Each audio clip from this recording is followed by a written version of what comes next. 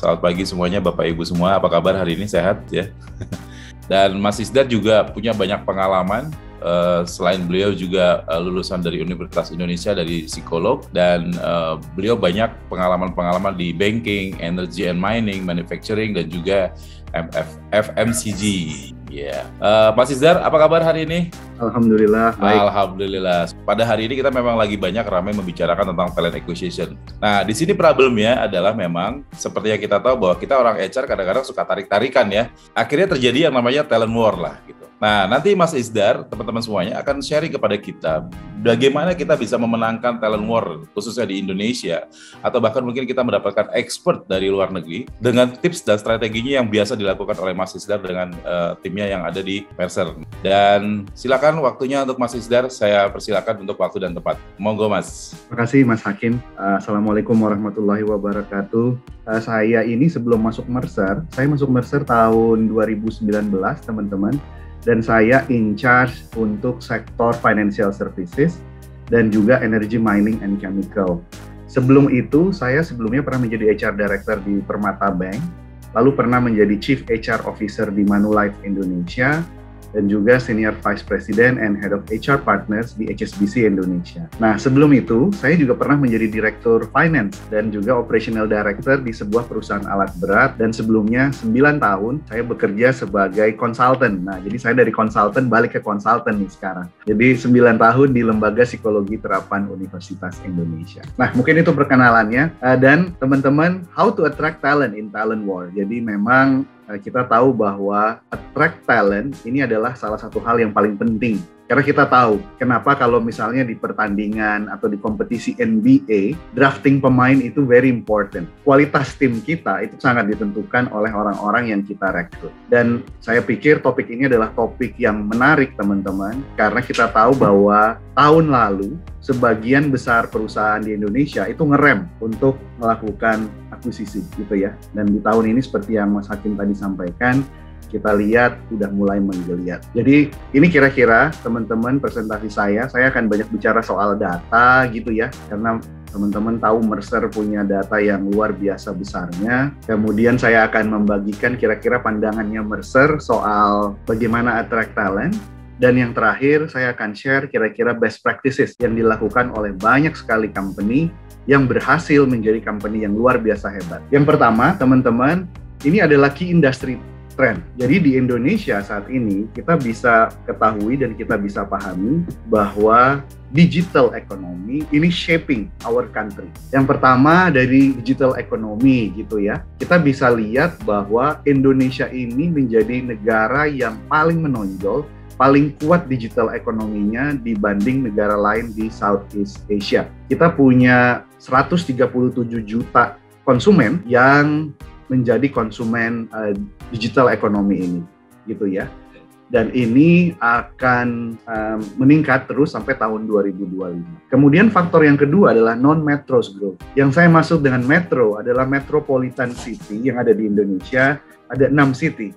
Dan kita bisa melihat bahwa peningkatan dari consumer spending, banyaknya orang yang berbelanja, itu naik 2 kali lipat gitu ya dibanding metro cities.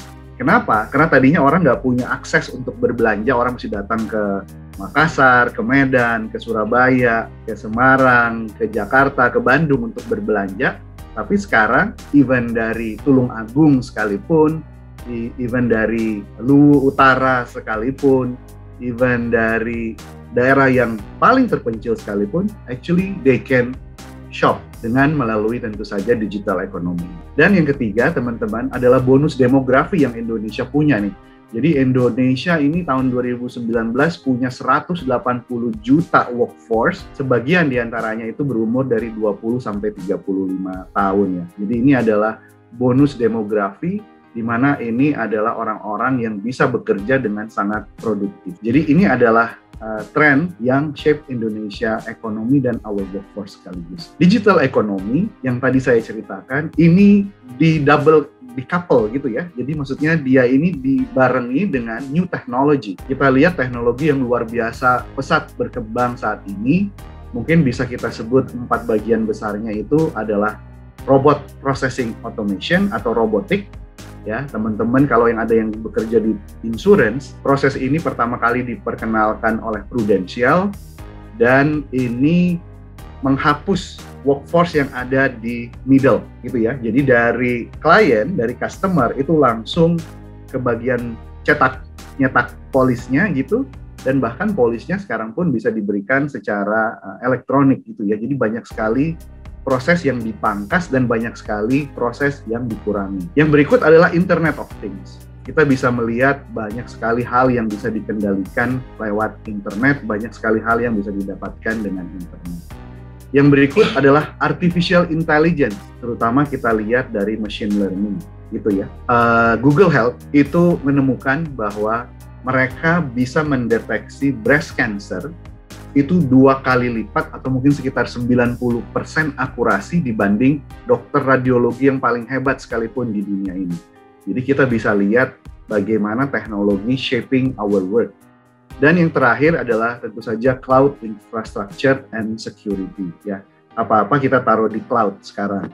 Nah, tapi ini juga menjadi PR buat Indonesia teman-teman, karena saya tahu persis bahwa beberapa peraturan di Indonesia ini masih misalnya mengatakan bahwa data itu harus ada di Indonesia, servernya pun harus ada di Indonesia. Nah, ini mungkin yang akan menjadi tantangan kita ke depan. Bottom line-nya adalah digital economy, new technology, ini affecting all of the industries, dan ini yang membuat workforce kita itu demand, pekerjaan-pekerjaan ini demanding new sets of skills dari our employee. Sekarang yang ingin saya sampaikan adalah Indonesia ini punya challenges yang unik dan khusus teman-teman. Indonesia ini kalau kita cari talentnya itu sangat sedikit in terms of yang punya kualitas yang kita inginkan. Nah, ini challenge yang sangat kuat, yang sangat besar untuk teman-teman yang berkiprah di HR. Kenapa? Karena talent pool kita itu shallow, dangkal, sehingga teman-teman orang berebutan. Itu satu hal. Hal yang kedua adalah kita tahu bahwa model bekerja itu akan berubah dari permanent job, permanent worker, itu berubah menjadi temporary workers. Menurut ramalannya Mercer dalam 5 tahun ke depan, itu bahkan orang-orang yang bekerja secara temporary itu akan naik mungkin sampai 70-an%. Dan itu sebabnya mungkin teman-teman kalau bisa lihat undang-undang cipta kerja kita yang baru, itu membuat ini menjadi lebih luas lah, lebih fleksibel. Kita lihat Human Capital Index-nya Indonesia teman-teman, kalau kita bandingkan dengan negara-negara tetangga kita. Indonesia itu nomor 2 dari bawah. Kita hanya ada di atas Myanmar yang lagi sibuk dengan junta militer dan mungkin perang saudara di bagian tertentu di Myanmar. Indonesia 53% Human Capital Index. Sangat jauh dibanding misalnya Singapura yang 88%. Dan ini mungkin teman-teman bisa sangkutkan dengan pendidikan. Karena kita tahu National University of Singapore itu ada di nomor 11 universitas terbaik di dunia ya menurut QS ranking. Nanyang Technology University itu ada di posisi yang belasan juga teman-teman. Sementara kita tahu posisi UGM, UI itu ada di ranking sekitar 300-an ya. Jadi kita bisa lihat memang Human Capital Index kita ini salah satunya sangat ditentukan oleh formal education. Tapi jangan salah teman-teman, apa yang dilakukan sama Mas Hakim misalnya gitu ya, membuat orang lebih terampil, bukan hanya di dunia pendidikan yang formal, seperti Pak Kus gitu ya, punya acara-acara seperti ini, itu juga bisa meningkatkan our Human Capital Index in terms of skills-nya. Ini yang menjadi PR besar buat kita semua, dan ini yang membuat kita mengalami talent war. Ada satu perusahaan multinasional di Indonesia, FMCG yang sangat besar, sampai saat ini teman-teman itu belum mendapatkan Chief HR Officer-nya. Sampai sekarang, udah 1,5 tahun. Dan ini luar biasa, karena mereka nggak dapat talent yang mereka cari. Jadi kita bisa lihat teman-teman, Indonesia ini tertiary education-nya udah naik 8%, kira-kira dari 8 ke 16%, naik 8% dari tahun 2008, tapi kita bisa lihat masih jauh, mungkin masih 3 kali lipat lebih kurang dibanding OECD average atau average dari negara-negara yang bisa kita katakan sebagai negara yang maju. Orang yang bekerja di Indonesia, 43% bekerja di formal sektor, 57%-nya bekerja di informal sektor. Informal sektor itu misalnya jualan di pasar gitu ya, mungkin jualan secara online saat ini gitu. Itu yang menjadi ciri dari ekonomi kita atau workforce kita saat ini. Adalah report terbaru dari Mercer, di mana kita bicara soal people risk. Kalau kita bisa lihat di sini, people risk ini terbagi dari dua ya, jadi dari sisi aksis dan ordinat. Dari sumbu X-nya itu likelihood, kemungkinan terjadinya. Makin ke kanan itu semakin mungkin terjadi. Kalau kita ke atas, sumbu Y-nya, sumbu Y-nya itu severity of impact, seberapa parah dampaknya buat kita semua. Kita bisa lihat yang paling besar dampaknya itu adalah cyber security. Kita tahu sekarang apa-apa semua ditaruhnya di cloud, semuanya apa-apa semua berhubungan dengan internet. Cyber security ini menjadi suatu hal yang sangat-sangat penting. Kita bayangkan ketika data konsumen bocor dari sebuah lembaga negara, data konsumen bocor dari misalnya sebuah bank, dan kita tahu bahwa di black market data seperti ini banyak sekali diperdagangkan, diperjualbelikan, even di Indonesia teman-teman. Nah, jadi cyber security ini menjadi people risk yang sangat penting. Tapi saya nggak ingin bicara soal cyber security. Yang kedua paling penting yang ingin saya soroti adalah talent attraction, talent retention, dan talent engagement. Karena ini adalah people risk yang sangat besar. Semua orang bersaing untuk mengattract. Tadi saya sengaja menyinggung soal gig workers, karena nanti 1, 2 tahun, 3 tahun ke depan, kita bukan hanya bersaing untuk dapatkan permanent workers, teman-teman. Bukan hanya posisi-posisi tinggi CHRO dan segala macam, tapi kita akan bersaing untuk mendapatkan talent-talent khusus yang juga ada di level-level tertentu. Talent attraction, retention, dan engagement ini menjadi PR besar buat kita. People risk kedua paling besar secara global. Kita bicara soal Indonesia. Tahun 2020, kita bisa lihat declining trend voluntary turnover. Jadi turnover itu turun 50%, saya bisa bilang teman-teman ya. Kalau kita bisa lihat all industries itu biasanya 8%, tahun 2020 itu mungkin sekitar 5-6%. Ini kita bisa lihat. Misalnya apalagi ya, consumer goods gitu, biasanya 10%, ini 5% gitu ya. Kalau misalnya voluntary turnover itu rendah, berarti perusahaan most likely juga, kenapa ini rendah? Karena most likely perusahaan itu nggak ngerekrut gitu. Jadi kalau di tahun 2020 kita bisa lihat bahwa declining trend in turnover. Saya ingin lanjutkan dengan ini hal yang penting, hiring intention. Siapa sih industri di Indonesia yang akan mengexpand their workforce di tahun 2021. Teman-teman, ini data yang kami dapat di tahun 2020 dan memprediksi tahun 2021. Yang memprediksi tahun depan itu akan keluar sebentar lagi. Jadi mungkin kalau saya diundang lagi sama Mas Gus, mungkin bulan depan atau bulan November, mungkin saya udah bisa share soal tren buat tahun 2022 ya. Kita bisa lihat teman-teman bahwa industri mana yang paling tinggi ngerekrut? Itu high-tech. High-tech ini termasuk perusahaan seperti Facebook, Amazon, Google, ya. Tapi juga termasuk startup, all of the decacorn and unicorn, teman-teman. Nah, ini yang paling banyak ngerekrut. Jadi mereka 40% masih sama seperti tahun lalu. Kalau kita bandingkan sama industri yang lain, paling tinggi. Average industri cuma 32%, high-tech itu 40%. Masih lebih rendah dibanding tahun 2019, tentu saja mereka juga agak ngerem sedikit, tapi masih paling tinggi dibanding yang lain. Kalau kita lihat mining and mining services, itu trennya menurun, terus menurun dari 33% 2019, 32% 2020, tahun 2021 juga 28%. Chemical naik tinggi sekali dibanding tahun yang lalu, tapi masih lebih rendah dibanding tahun 2019. Life sciences itu perusahaan-perusahaan pharmaceutical ya teman-teman, itu juga sekitar 37%, sama seperti tahun lalu, tapi lebih rendah dibanding 2019. Consumer goods menurun terus, dari tahun 2019 36%, 30%, sehingga 28%. Nah, jadi kita bisa lihat teman-teman, banyak sekali talent kita, kalau kita bicara soal talent war, ini yang direkrut oleh teman-teman di high-tech. Kenapa? Karena mereka expanding their workforce. Sementara yang lain mungkin mengecil perlahan-lahan. Jadi banyak sekali orang FMCG yang pindah misalnya ke Gojek, ke Tokopedia. Banyak sekali orang banking yang pindah. Sekarang teman-teman saya di banking jadi pembesar-pembesar. Ada di Gojek, ada di Tokopedia, ada di Traveloka gitu ya teman-teman. Nah, jadi ini adalah talent war yang kita saat. Saya akan masuk juga ke apa sih jobs yang paling sulit direkrut dan paling sulit di retain di market kita ini. Ini semuanya data Indonesia ya. Traditional hot jobs yang paling sulit untuk direkrut itu adalah orang-orang di sales, marketing, dan product development. Itu di level profesionalnya. Ya, jadi level profesional itu maksudnya individual contributor ya teman-teman, mereka bukan people manager. Yang kedua, itu masih sama, sales, marketing, and product development, tapi untuk managerial level. Sama sulitnya buat direkrut. Dan yang ketiga, yang paling sulit direkrut, itu adalah engineering dan science. Jadi teman-teman engineer, misalnya di R&D, di production, tapi mereka ini adalah orang-orang engineer, orang-orang yang bekerja di lab. Di Indonesia ini, karena supply-nya sangat sedikit, ini membuat mereka sangat sulit untuk direkrut. Kita tahu hukum supply and demand. Kalau supply-nya sedikit, demand-nya tinggi, harganya akan melambung jauh tinggi ke puncak bahagia kalau kata Utha Likumahua dalam lagunya gitu ya. At the same time, teman-teman, most difficult to recruit di Indonesia sama dengan most difficult to retain. Logically sound. Karena kalau kita sulit ngerekrut, ya sulit juga pasti nge-retain karena orang berebutan. Yang ingin saya tekankan di slide ini adalah ada job-jobs yang emerging nih saat ini di market, teman-teman.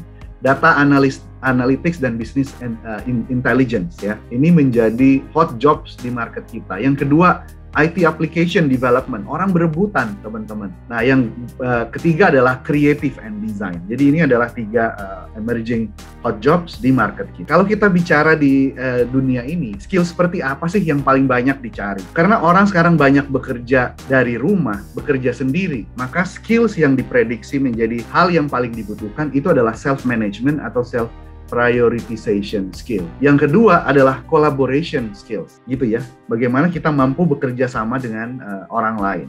Dan saat ini kita tahu dunia kita nggak ada sekat lagi gitu. Jadi bagaimana berkolaborasi bukan hanya dengan orang-orang yang ada di Indonesia, tapi juga orang yang ada di luar negeri. Bukan hanya berkolaborasi dengan orang yang ada di company saya, tapi juga orang lain yang bekerja di company yang lain. Siapa yang bisa bayangkan Gojek akhirnya berpartner dengan Tokopedia. Tadinya Gojek digadang-gadang akan bergabung dengan Grab. Dalam hitungan hari, dalam hitungan minggu, switch begitu cepat berubah. Dan ini menuntut collaboration skills kita dan kelenturan kita sebenarnya.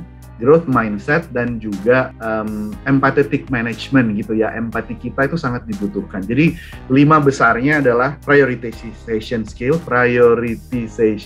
self-management. Yang kedua adalah collaboration skills. Yang ketiga adalah growth mindset, bagaimana kita bisa beradaptasi, selalu berpikir yang positif. Yang keempat adalah digital dexterity atau fluency. Dan yang kelima adalah empathy atau empathetic management. Sekarang tips-tipsnya teman-teman. Gimana meng-attract talent di saat talent war?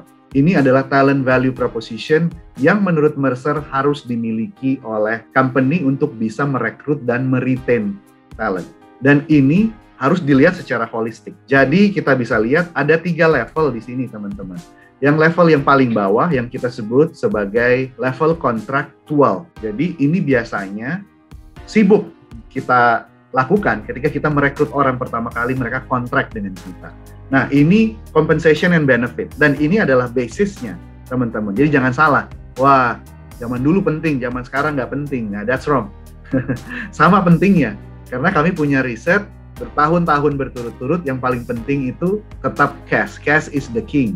Gitu. Nah, jadi compensation and benefit menjadi basisnya. Yang kedua, yang kita sebut sebagai experiential level. Jadi ini yang bisa membedakan orang ketika orang sudah ada di dalam sebuah organisasi. Yang pertama adalah dari sisi karirnya. Karir di sini development-nya, sisi promosinya, sisi bagaimana dia belajarnya, belajar hal yang baru atau enggak.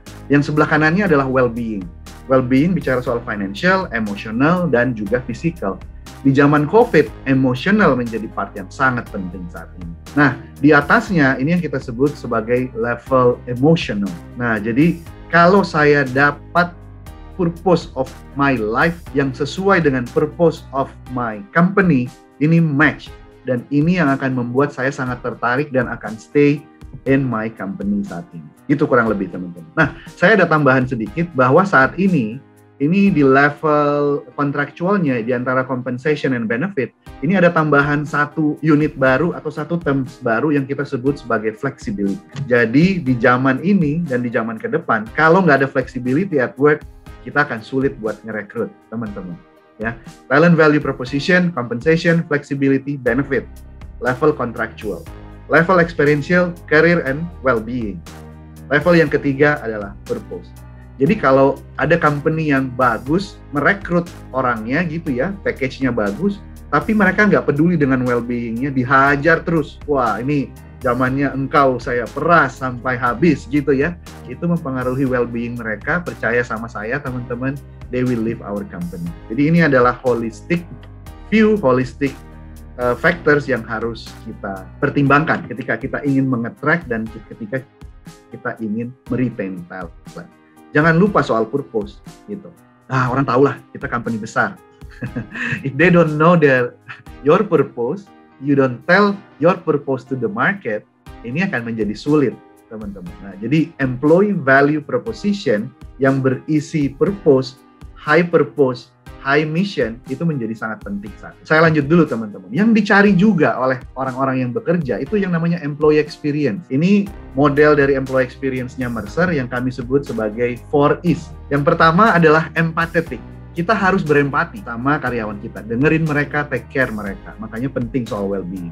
Yang kedua, enriching. Mereka itu pengen bekerja di company yang mereka sendiri selalu belajar. Ada hal baru lagi. Kalau enggak, bosen pindah. Dan ini banyak sekali kita lihat di Gen Y, kemungkinan juga akan kita lihat di Gen Z.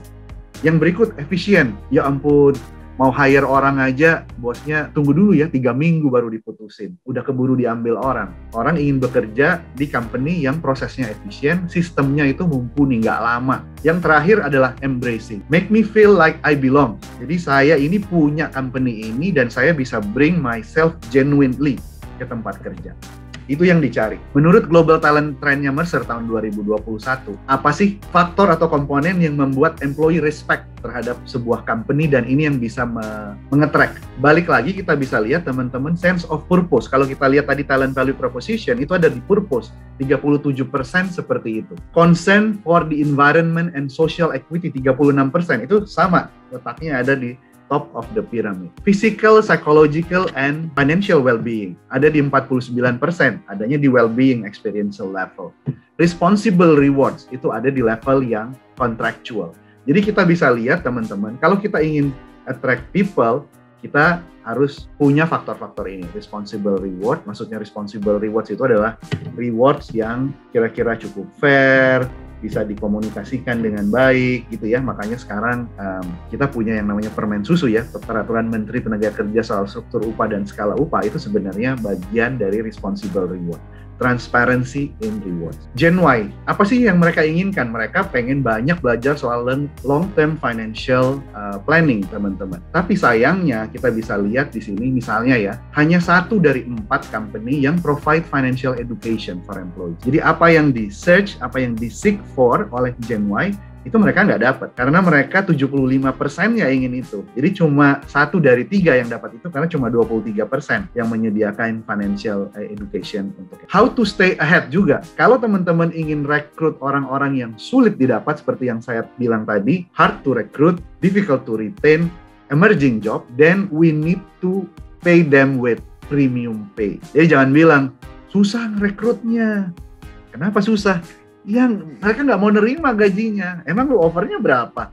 Sekian. Nah, elah market nawarinnya 30% lebih tinggi, ya gimana bisa ngerekrut teman-teman. Nah, jadi kita harus tahu tadi kenapa saya masuk ke segmen soal job, supaya kita tahu mana job-jobs yang membutuhkan premium pay. Kalau kita lihat di sini, digital internet marketing itu dibayar lebih tinggi dibanding yang lain. Di level senior profesionalnya itu bisa dibayar 59% teman-teman, lebih tinggi dibanding level yang sama untuk job yang lain. Digital marketing, strategi, e-commerce, online, shopping marketing, ini luar biasa. Alliance partnership strategy and planning, ya, gimana bisa berkolaborasi dengan our ecosystem yang lain, itu luar biasa, 61% dibayar lebih mahal dibanding yang lain di level manajernya. Sales, product consulting juga dibayar lebih tinggi. Nah, ini yang ingin saya sampaikan ke teman-teman, jangan kita selalu pukul rata, one size fits all. Wah, semuanya susah. Ya enggak juga, kita mesti lihat by job, mana yang susah kita rekrut.